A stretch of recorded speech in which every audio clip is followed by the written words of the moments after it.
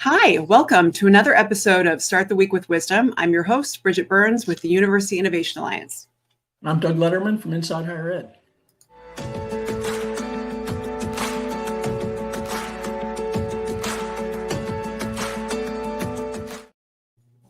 Each week, Doug and I team up to have a conversation with a sitting college president or chancellor or a leader in the field that we think you should be learning from.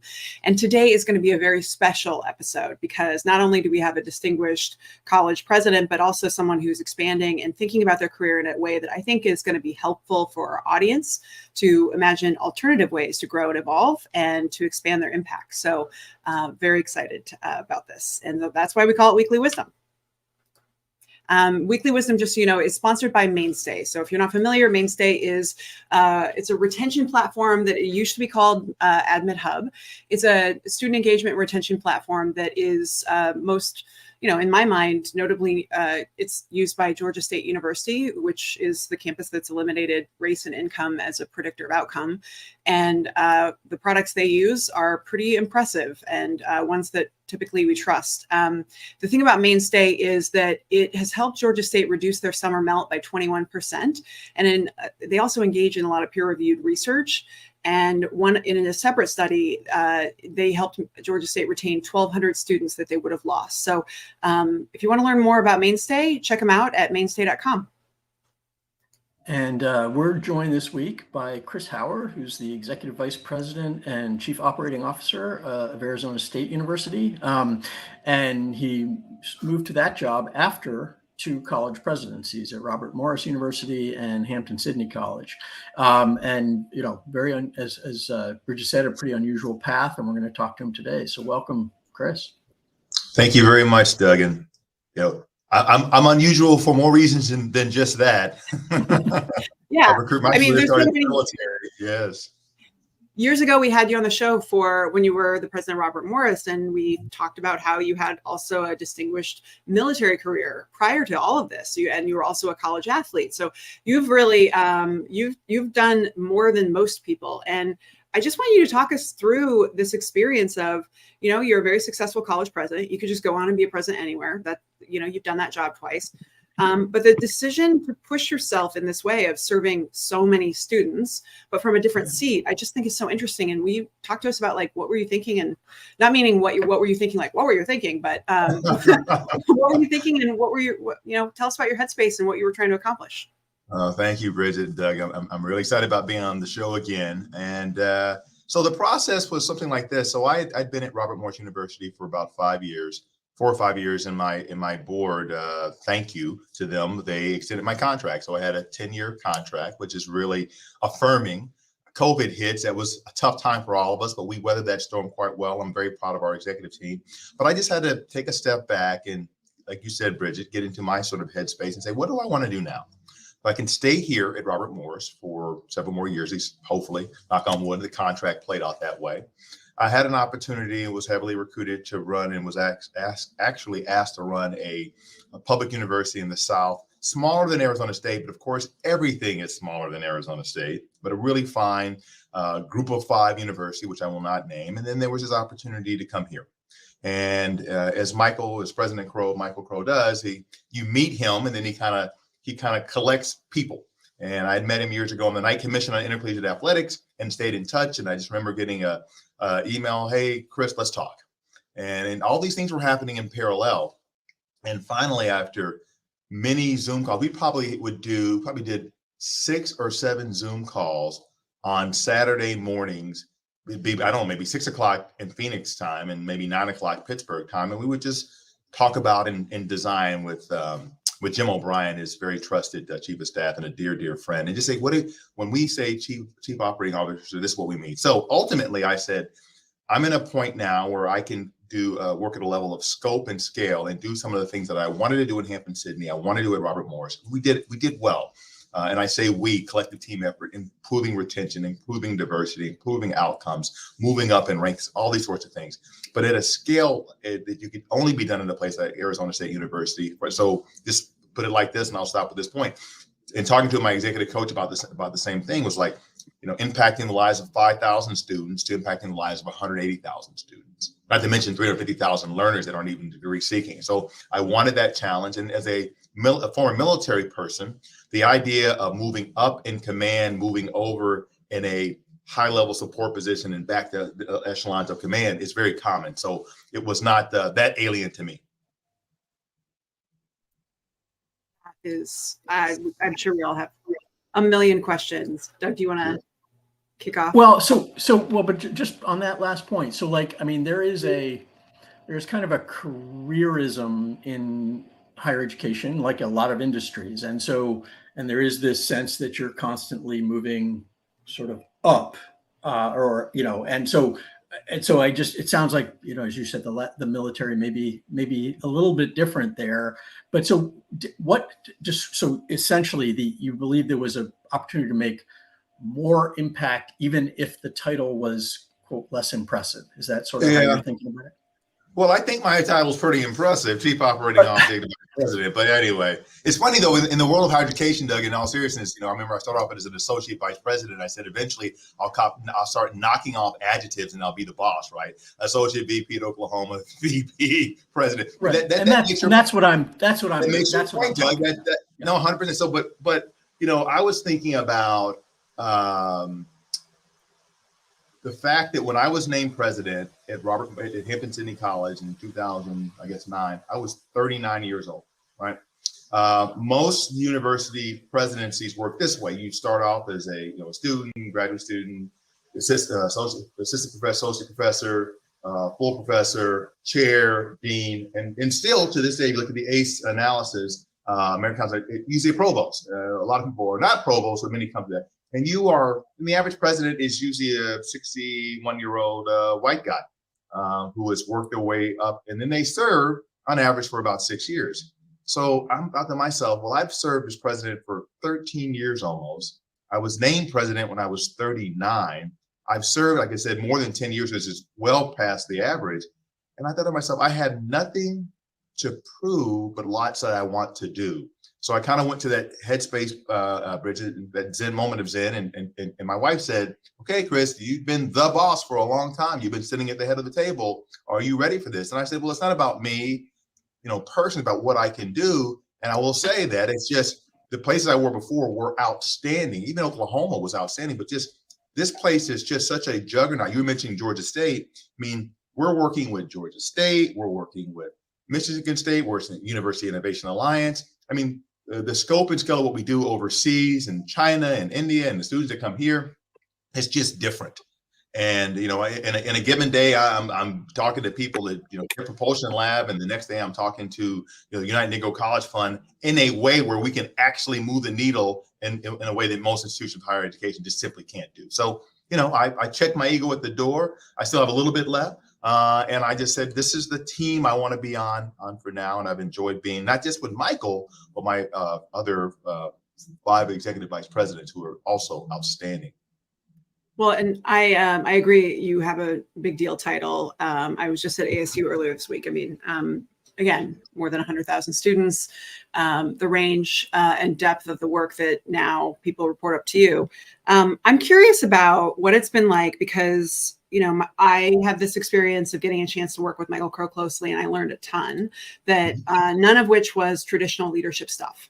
He's a unique leader. I think you are also a unique leader. Again, a helicopter pilot in the military, like doing all these things that you like, just and then just your extensive background. So I'm curious about what it's like to lead side by side with someone and what you learn. I'm curious about what you've learned from him, but also if you have a sense of the things, or he's probably will tell you what he's learned from you or what kind of stuff, he's really appreciates about you. But I'm just curious if you can share about what that, what are some of those lessons that either you impart or he's imparting?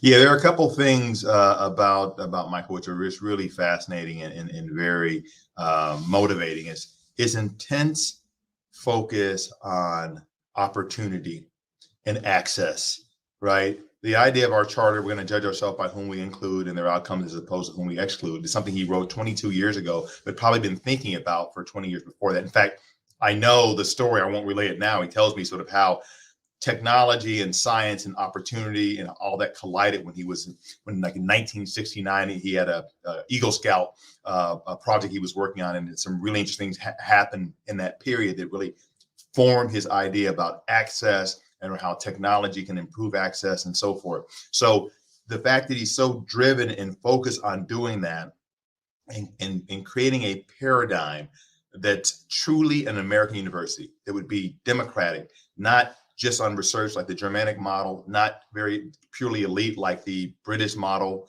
but something that's really unique to America. And then just all in for decades on that, right? So the focus, the ability to stay on script, on message. And then, as Jay-Z would say, to knock the dirt off your shoulders. 20 years. 13 years as a president, pretty much for me, not easy. Unique also as an African-American leading predominantly white institutions.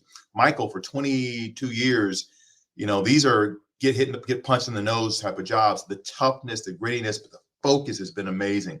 And what I think I've learned that for him is the intense focus and commitment, the intellectual underpinnings to make this thing work. I've seen him give speeches in Galala University with our Santana University over there in Egypt. I've seen him give speeches, to our African-American community here. I've seen him speak to our faculty, and there's just an authenticity and an energy, and it hasn't changed over 22 years. What does he learn from me? I think that I probably take a slightly more humanistic approach to things, reading rooms and making sure that people are okay in a way that he's thinking about that, but I'm thinking about it a bit more. He has a great sense of humor. I always tease him. I say, you look like Bill Belichick, man. You need to smile more, but he has a hearty sense of humor. I've got a good sense of humor. I'm willing to put it out there in a way, probably a little bit more informally. And I think that there's a yin and yang that's useful. Again, not just with me. I play a role. The other leadership at the campus and us as a public enterprise play a role. But I think I usually get him smiling in a way that maybe not everybody does. And I think that's probably a good thing. And then I bring the insight, and I will say, I know it's hard, Michael, but I've been in that seat too. So, it's, we're all doing. In fact, one of our other executive vice presidents, Shireen Gabriel, actually was a former president of Rush University, and she's now running our ASU Health Initiative. So it's neat to have, it's like a joke. How many presidents does it take to launch a medical school? How many presidents and former presidents does it take to raise, $3 billion? So we're working together. So it's interesting. The COO is typically a very internal focused job. There's often, and so I'm curious if that is a major difference. Maybe just build into maybe your answer to this question a little bit more of a sense of what your domain is for those who aren't, but mostly to focus on sort of like the differences between being, the person in a role that is typically very outward facing as well as inward facing, and whether that is working different muscles for you or talk us a little bit about that. That's a terrific question, Doug, because coming from industry, the COO role has a very specific moniker vis-a-vis your CFO. We have a very talented CFO named Morgan Olson, who came from Purdue and SMU. So this COO role is not the sort of pure, like right here and stays internally and watches everything when the CEO goes away. There was a joke about Theodore Hesper when he was a great president of Notre Dame that, the difference between God and Theodore Hesper is God was everywhere. Theodore Hesper was everywhere except for Notre Dame's campus, because he had the equivalent of a father that was a COO. It might not be in that title, but effectively ran everything. Michael didn't need me to do that. He didn't ask me to do that. I have a portfolio of really cool internal things like our University Design Institute, our initiatives around some of our initiatives around the military, our enterprise development, which helps our relationships with corporations like Starbucks, Uber, etc. Had multiple threads that I like to joke and say they were so heavy in the office of the president, Michael and Jim had to give them to somebody else. And I said, sure, thank you very much. It's a really cool, very ASU group called I christened it the COO Enterprise Council, AKA the Avengers. There are these people with all these amazing skill sets running all sorts of cool things across ASU as a public enterprise, which includes the university pieces and also the other things that append to the university. So that's part of it. And then enterprise technology, which is run by Lev Gonik, our CIO, which is 1,000 people almost and $140 million operating budget in the most probably technology advanced university in the country. That all reports to me as well. So that's a big part of it. But then the other part, Doug, and I'll end it up here. We have a constellation of relationships where we either have equity or deep partnerships with programs that are tethered to ASU, like Centana, which is a international education company that helps launch or helps support universities around the world, where I sit on the board, or Instride, which is what we use to kind of replicate what we do at Starbucks with other corporations around the world. I'm the board member there. Our Dreamscape Learn, our immersive learning technology, which is I'm the board observer. Michael's on the board. And in addition, serving in roles that support our academic enterprise, our knowledge enterprise, and our learning enterprise on their various management councils. It's a very unique model, which is another lecture I need to put on a screen. But it is a some of it is making sure, and I would say though, making sure the trains run on time internally. I'm actually pretty good at that as well, and I do a lot of that. But it's not purely what I do. It's probably one of the reasons that I decided to take this opportunity was that other reach outside the purely making sure that these things are done internally. Our CFO does probably more of that than I do, although I do some. And actually, it's been a lot of fun. We've actually done some of this together in a way that's been pretty effective. And I have a big role in Sun Devil athletics as well, which has been, obviously the Big 12 piece has been interesting to say the least. Yeah, I bet. It was, well, so I wanted to talk about how I feel like often, and our audience might feel this way too, that in higher ed, we're a little too obsessed with climbing the ladder in a linear way. Like I've seen a lot of people who aspire to the presidency that frankly, it's not a good fit for their personality. It's not a good fit for who they are. And, but because it's the next step, then they end up being miserable in a presidency, which is a really complicated and difficult job. So the idea, what I'd like is for you to share some degree of like coaching with our audience about how you think about that in terms of filling in my mind, I like to call it filling the Bridget shaped hole in the world, but like you're filling the Chris shaped hole in the world, and you were open to where that led you because you were pretty obsessed with impact. And so I'm just interested in you talking about, for someone who might be thinking about their career, like help us see that it isn't necessarily going for the next rung, but rather going for the right rung for you and creating your own rung or thinking laterally or a different version of growth. Yes. Well, Bridget, I think that, you're starting off with sort of this idea of self-awareness. I give a talk called 8 Ways to Accelerate Your Leadership Odyssey. And one of the things I say is that to be successful, you got to get a PhD in yourself and be self-aware. Understand what motivates you, why you're motivated by that, and just being brutally honest about what you like, what you don't like, what you're willing to kind of crawl through the fire for, hills you're willing to die on, et cetera. So if you think, and a lot of people ask me about being a college president, so many so that I've created a 300-page, and anybody wants it, just email me, a 300-page or 250-page PDF that says Pathways to the Presidency, which includes reports and things that I've read over the years, some pieces that I've written, some things that I've given to my staff when I started my first day as president in Hampton City College and at Robert Morris. And one of the key things in there is self-awareness and fit. So sometimes, Bridget, not just wanting to be a president, but wanting to be so badly, you go to a place where there's not a good fit. So you have to be honest about these things. Now, in terms of me, well, I would say, let me just take a step back. Let me just talk more about the presidency. I mean, sometimes people, and you alluded to this, they like the idea of being a president, but they may not recognize that really most of the job of the presidency is bad news. If things are going well, you're really not needed that much. I remember years ago when Dick Cheney was the Secretary of Defense, I heard him give a speech. He said, by definition, if the decision comes to me, then it's hard because if it was easy, it should have been made before. So you're always dealing with finite resources, having to choose one constituency over another. You're having to deal with bad things, bad messages. Something went wrong in an athletic program. Something went wrong with a school redesign. Something went wrong with fundraising. This is another big one. When people perish, it's so sad. I didn't know I was going to go through so many funerals.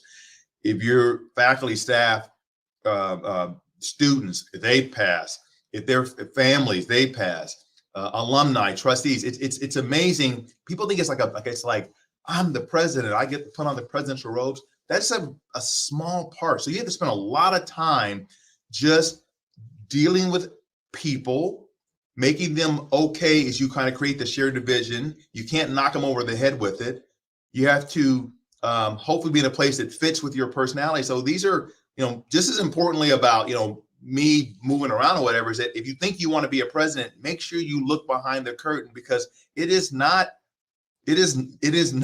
fun as much as you think it might be fun, because you think you sit at the head of the table and you just dictate this, that, and the other. If you do, first off, you do that, you don't last long. And secondly, you're not going to be effective. So a couple of just sort of streams of consciousness on that. And I think this is being honest with yourself. Me, I went a kind of an unusual route, but also, again, being named president when I was so young, 39 years old, and doing it for a pretty good while. Like, I don't say I got it out of my system. It's just like, I don't feel like I have to run out and prove anything. I just feel like I want to give and bring impact, as you alluded to, Bridget. So you've already done a little bit of this already, but in the couple minutes we have left, it's clear that you are an accumulator of advice and guidance, and that you've used to guide your own career. What are the we always try and leave this audience with some thoughts on what they should be reading or watching, or so what are the things that that have most helped you in your career so far that you would advise some of the people listening to read to understand themselves and what they might want in their careers? Well, let me start off with the mantra first off, and then I'll go to a couple of I think, documents that have been useful in my life. So my mantra has been the last 15 or 20 years or so, lead, serve, grow. So I've got a tripod of how I make the decisions. I was talking to a young man that I'm mentoring out here at ASU now. I look at those things and I say, if I'm not doing one of those things, it's time for me to move on. It's time, like you've removed the pebble from the hand of the master. So if I'm not leading, I'm not serving, I'm not growing, then I'm looking for something else. So finding that zen, that moment, that tripod has been very, very important to me. In terms of on the journey, it's these people, and both of you have had them in your lives. They just come into your life and they just give you these wise points at certain points that carry the day. I had a guy named Colonel Mark Hyatt when I was at Oxford on the Rhodes Scholarship. He was an F-111 squadron commander at the nearby base. And I remember him telling me when I was a young lieutenant over at Oxford, he goes, and I thought I was going to stay in 20, 30 years. My buddies now, by the way, they're generals or retired generals. That was pretty amazing. And I remember him saying when I was, 23, 24 years old, he goes, Chris, you can serve your country in many different ways. It might be in uniform. It might not be in uniform. Just understand that in the United States Air Force Academy, we're making leaders of character to serve our nation and serve our democracy. And I thought, that's cool, but I'm going to be a pilot and be 30 years and maybe be the chairman of Joint Chiefs of Staff. So that was, so when I made the decision to leave active duty, I thought it's okay because Colonel Hyatt said it. So I would just say, listen to those wise women and men and people in your lives as you sort of go along. The last two things I think about sort of reading, I mean, just do two things that I read and a long time ago and recently that have kind of helped me out. They're a little unusual. First one is the autobiography of Malcolm X. Malcolm X was a strong Black man. Ossie Davis, when he eulogized Malcolm X after X was murdered in the early 60s up in Harlem, he just talked about why Malcolm stitched together, how he stitched together his life going from prisoner, hustler. Well, first off, he was a great student, then a prison hustler, Nation of Islam, changed his mind and was not a black Muslim, but a Muslim in general, and how he carried his authentic Black self forward. That was really reaffirming for me as a guy who lived in a bunch of different backgrounds. That was powerful. There's another book called On Becoming a Leader by Warren Bennis, who had been a university president and a combat infantryman in Korea. He was at the Marshall School. He taught there and actually was a whisper for many CEOs on the West Coast of Silicon Valley. In that book, it talks about, leadership is a journey to becoming your authentic self. So it's a very vulnerable sort of point. He talks about the importance of being the other. I was like, this is great stuff. I taught that book on many occasions. That was very important to me. And as I was saying a little before this recording, in terms of, thing I love about working with Michael Crow is that he builds pretty phenomenal teams. So it's like the Marvel universe here. I mean, you walk around ASU, I swear I saw, Thor and the Hulk. Of course, I'm T'Challa, the Black Panther. Wakanda forever. So I've taken that title. But there's a great book by a guy I worked for on a couple of occasions named General Stan McChrystal. And General McChrystal ran Joint Special Operations Command and was very successful down in Iraq and created this thing called Team of Teams. And it's amazing that he said a couple things about shared consciousness, a common vision, taking complexity out, taking complication out when you're dealing with a complex environment.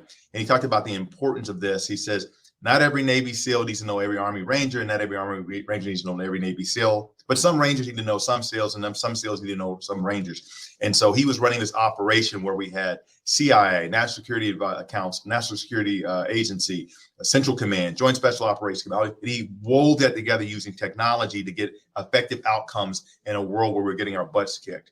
Well, Michael's kind of like the General Stan McChrystal of higher education because he's weaving together technology, industry, civil society, all these things. And not that other people don't do it, but Michael's done it at scale in a pretty masterful way. So that team of teams, as I was reading that and thinking about, coming here and joining this team of teams with these great people at ASU, it felt right. So there's a couple of points there, Doug. I hope they're useful for the audience. Thank you.